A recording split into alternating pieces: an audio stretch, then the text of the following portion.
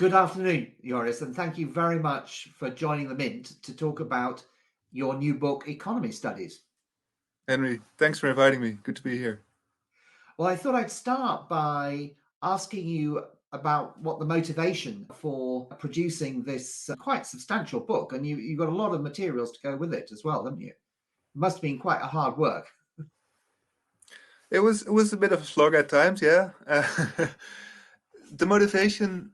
So this book originated in the Rethinking Economics movement, and the idea for the book germinated in a bunch of these international meetings that we had over the years. So before we came up with this project, a lot of the longer term projects of rethinking groups all around the world was to review the local curriculum, take a critical look what is being taught, what theories are being taught, what methods are being taught, how much attention for values, for real world economics is there. And you'd have similar findings everywhere of very homogeneous, very mathematics heavy, one type of theory and so on. So at some point the picture was clear.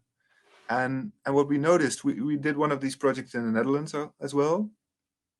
Um, Thinking like an economist, question mark. And at some point, we realized, okay, this is actually being received rather well by surprisingly by a lot of the faculties. So a lot of the faculties picked up actually, we drove around with a van and put a copy of our report in everybody's mailbox. I was going to say they picked up our report, but they picked it up from the mailbox. This was in the Netherlands, yes, yeah. So we printed a bunch of copies, and every econ professor in the Netherlands got a free copy. And they not everyone, but there were a lot of positive responses. People saying, "Okay, you have a point here. It's all good and well. Maybe we should change something. But what do you suggest?" So that was a really fair question, and we realized that yes, we have directions. Broaden the theoretical scope. Okay, great. How do you do that? Well, have some post-Keynesian stuff, some institutional, some Marxian economics. Good. Do you have concrete suggestions? No, not really. Well, we have a couple of good books. We can make a reading list. So we went through this exercise more or less, and at some point we realized, yeah, we should have a concrete sort of map through this whole jungle of new teaching materials, because we have a bunch of it in our bookcase, but it's not accessible if you're a lecturer and you're not in this network. And yeah, there's a whole world out there, and you're stretched for time, of course. So that's how we came up with the idea of creating some kind of toolkit for curriculum builders and for lecturers. So this is aimed at lecturers. Would those lecturers, do you think, have to have studied some of the strands of economic thinking? Not necessarily. There's a lot you can do about courses, even if you're not intimately familiar with different heterodox schools of thought. I mean, it depends at what level you want to teach it. But to teach an introductory class and to contrast a post-Keynesian perspective with maybe a neoclassical perspective, I mean, you can do a bit of weekend reading and teach the basics of it. The tricky thing is that a lot of lecturers sort of shrink back from teaching something in which they feel they are not complete experts. Yeah, yeah.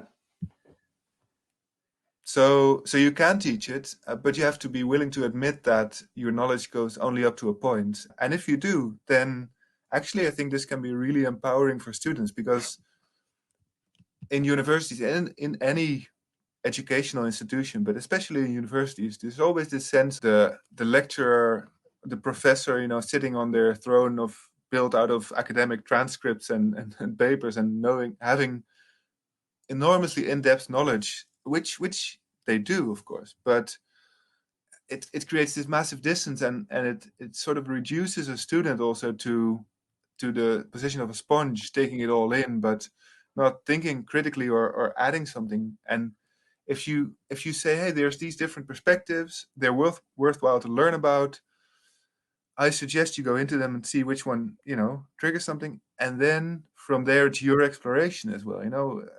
Here's some further reading materials, but I have not read all of them myself, but I suggest them to you. That's powerful as well for students. Now I can imagine that. Did you have any of the lecturers that had given sort of positive feedback? Did you engage with them in terms of sort of like trialing the book or trying the approach and that you've taken? Yes, yeah, we had a quite an interactive writing process. So we started when I mean, so the idea for the book came out of rethinking groups, so came out of the student movement. But before we started writing anything, before we started outlining even the chapters, we emailed, I think at that point, about 100 or 150 professors worldwide. Worldwide, And yes, worldwide, yeah, yeah, right? a wide How did you range. choose them? Were they ones that shown interest or that you'd had some engagement with previously? Yeah, those definitely, and also people we respect, people who are in our bookcase, basically. Did they include people who were basically neoclassical? Yes, absolutely, yeah. Okay. So a lot of different big shots in the field, also in the current mainstream. Yeah, so we wanted to get a broad view of. Basically, we asked some very simple, straightforward questions like what makes a good economics education, what are crucial core ideas for students to learn, what should be the majority of teaching time, stuff like that. And we got a lot of responses actually. How So many? on that round, I don't have a figure for you, but I do. So we continued this approach. I'll give you a figure in a second. Um, because we continued this approach. We did another round after drafting. So the book is the core of the book consists of 10 building blocks. And after drafting the first set, which I think contained only 7 or 8, we did another feedback round to see, do we have the core modules there? Do we have the core materials? Finally, once we had written them, we did and also some other of the other chapters, we did a final round focusing more on the specialists. So for example, if we'd write on labor economics, we suggest teaching these 3 different perspectives, then we'd write through to experts on each of these perspectives and say, hey, did we represent it, the post-Keynesian stuff well on this one? And do you have some comments, other teaching materials? And all in all, we got input, short or long, from 150 different professors. Wow. Yeah, throughout this whole process, and some of them, very lengthy and some quite brief notes, of course. But it was great. It was Amazing. a very rewarding process. Scary at the beginning, of course, to expose your intellectual baby to the world and say shoot. But then we got so much good feedback and so helpful. It was great. Have any of your lecturers actually trialed it? Actually, in terms of in the draft, did they actually use it in their teaching? Yes. So one side note, it's not a textbook, so you cannot use it to teach. So you don't tell students to read it. It's more of a manual for course design. So there's in the Netherlands, in Amsterdam actually, where I live, there are 2 universities, and one is the Vrije Universiteit, the Free University it's called, and they are setting up a new bachelor program. And quite a bunch of the courses that they've now put into the program design are based not one to one, but closely based on our different building blocks. And this was based on a draft version from I think 2 years ago, which largely had the shape of the final book.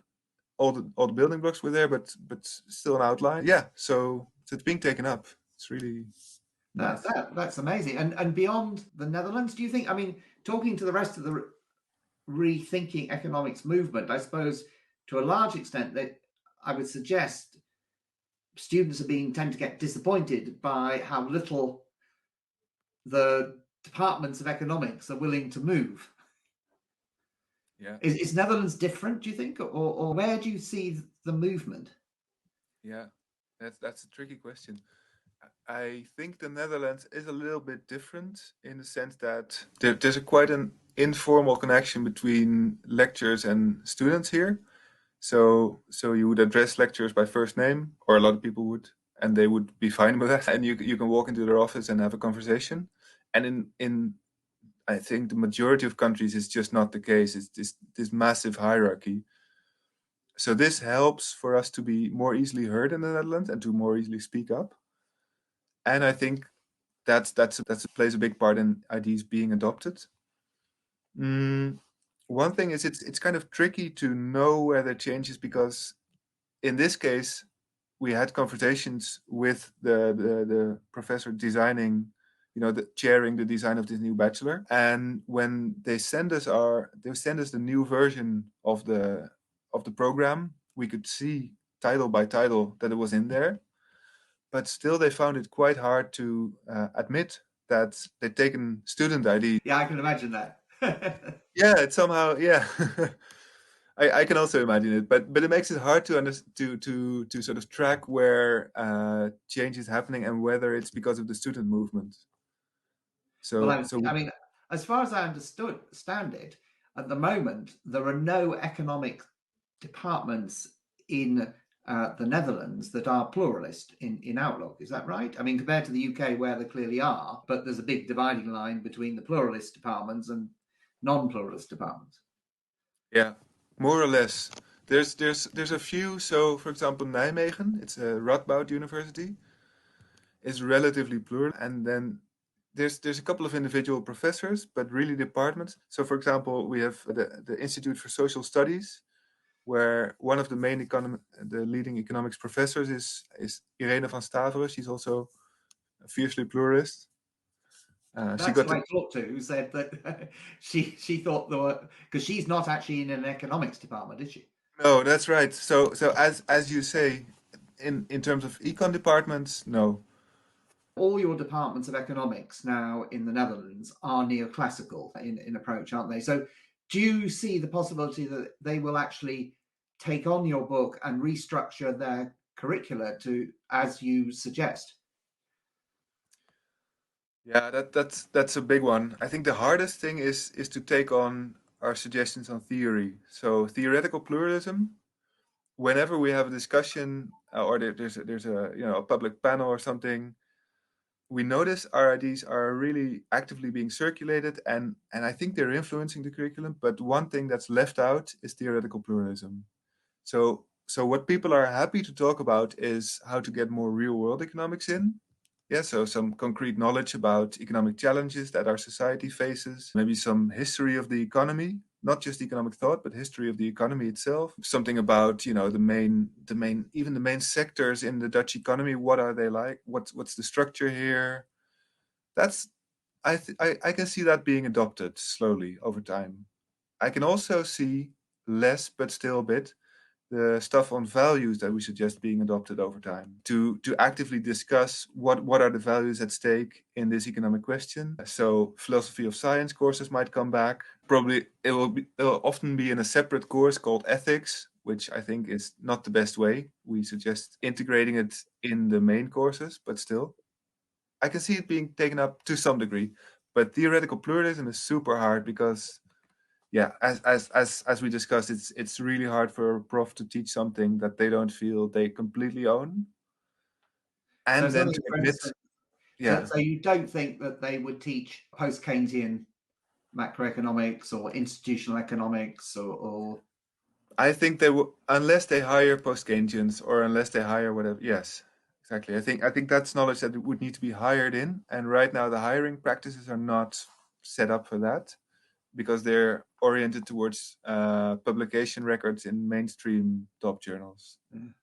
I suppose I notice on your back of your book, your first person who says what a wonderful book is Wendy Carlin, of course, who created the core curriculum. And the one interesting thing about the core curriculum is it also doesn't accept economic pluralism, does it, as such? So, but she likes your book, but obviously yours is different from core in that it's explicitly pluralist. So how did that come about? Did you have a conversation with her? Yes, several conversations. Yeah, with some good talks and some heated discussions as well. So you say they're not pluralist as such, and I would agree up to a point. What Core does is a lot more pluralist than what Muijnck does, the mainstream textbooks. Oh, definitely, yes, But it's pluralism. They call it pluralism by integration. So yes. they try to sort of stick it into the mainstream structure and add some institutions in there, and and add some consideration of values and add yeah, but they don't. Our big wish, with which they don't fulfill, is putting it side by side, saying, Yeah. here's one theory, here's the efficient market hypothesis, and here's Minsky's stuff. Well, that's it. Don't reference. I mean, I remember this was some time ago, a conversation with Wendy Carlin about the institutional economics section. And I noted it didn't reference Geoffrey Hodgson, who in the UK is the top institutional economist. Yeah. And Wendy Carlin's response to me was that he was quite difficult to read, which I must admit I don't find. And anyway, he could confuse the students. That's the big disagreement we have with them. Yeah. Like, we think you should confuse it. Like, not you should confuse it, but if you show a field which has a single story about everything, even if it's a more complicated and more nuanced story as they do, but which doesn't have several perspectives and doesn't have disagreements also, not even historical disagreements, then you're robbing them of a vital aspect of an academic education, which is to form an independent thought in the midst of several contrasting ideas. And that is a crucial aspect of training and opening your mind, which is, I think, the core, that's the name of the book, like the key goal of an academic education. So you teach them a lot of thinking skills, but not the central one. And most of the theory people will forget, but this kind of skill, that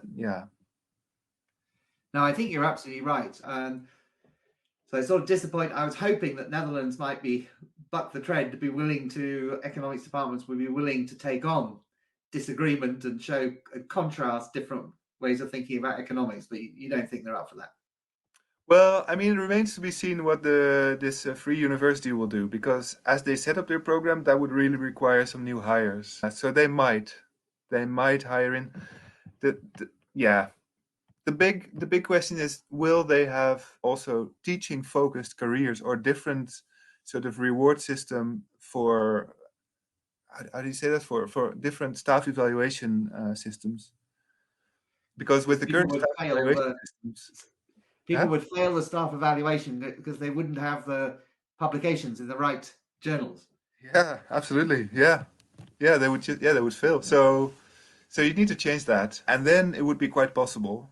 It would still be quite a rough road for the people coming into a very mainstream department. But some people are some heterodox economists are up for that and able to do it. So I have hope there. But on the whole, no, it's not happening much in the Netherlands. No, the core is being adopted, though. Sorry, core is being adopted though. That's a big step forward. Well, that is something. And is the Free University quite a high status university? In economics, mid-range, I would say. Okay. So if the Netherlands you're not sure about, where do you see the most fertile ground for reception of your book? Actually, I think outside the global north, probably. Yeah.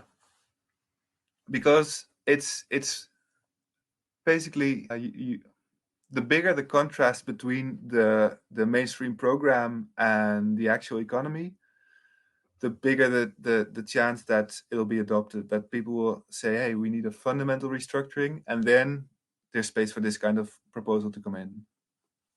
And will the Rethinking Economics groups around the world be using this to campaign, to say, well, here, use this. This is what we want. Yeah. I'm happy to tell you that they are. We give workshops, 1 or 2 every week, to student groups and also to staff, actually. I was just a couple of days ago, I gave a workshop to the National University of Colombia, where there's America Soy, which is a Latin American Rethinking Economics movement, basically. Yeah. And 2 other local rethinking style groups who were picking it up and addressing their staff with this. And a couple of weeks before, we were in Barcelona on a conference where the students called us in and said, come and also give a workshop to our staff.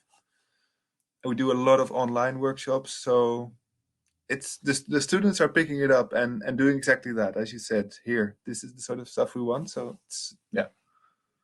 Well, that is great news. And I can just wish you as much power to your hands as possible. and I hope it'd be great to talk again in through a few years' time to see what's really happened on the ground. Yeah, we will. And one more piece of good news. We are expanding the economy studies team actually. We're getting 3 additional people on board to run a lot more of these workshops and to also develop the material further. So a bunch of the building blocks are not in the program, but there's great material, great textbooks available. But a bunch of them also, there's really not much teaching material available. So with this new team, we're going to build that. We're going to gather it together from throughout the Rethinking movement and make it available. And this hopefully will take a further step. So I hope when we speak again to give you some more good news there. Brilliant. Well, thanks very much for your time now. Thanks for the interview. Good to see you.